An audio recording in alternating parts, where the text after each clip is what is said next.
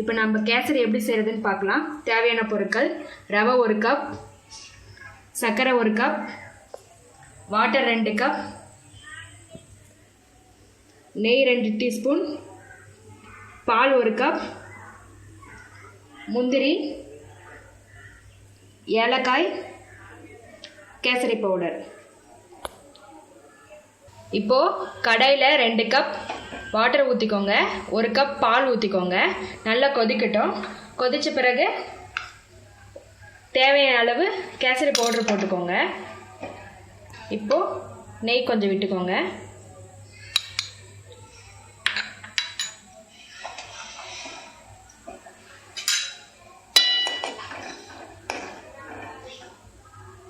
நல்லா கொதிச்சிருச்சு. இப்போது ரவை போடுங்க.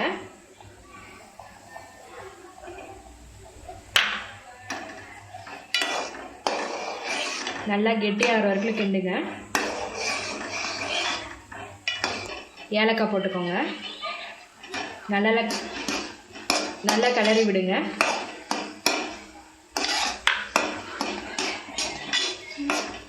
சுகர் ஆட் பண்ணுங்க.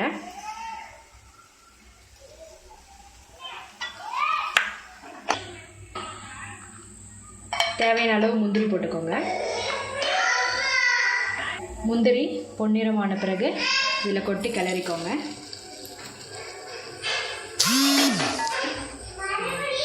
சுவையான கேசரி ரெடி ஆகிடுச்சு. நீங்களும் வீட்டில் ட்ரை பண்ணி பாருங்கள். பிடிச்சிருந்தா எங்கள் சேனலை சப்ஸ்கிரைப் பண்ணுங்கள்.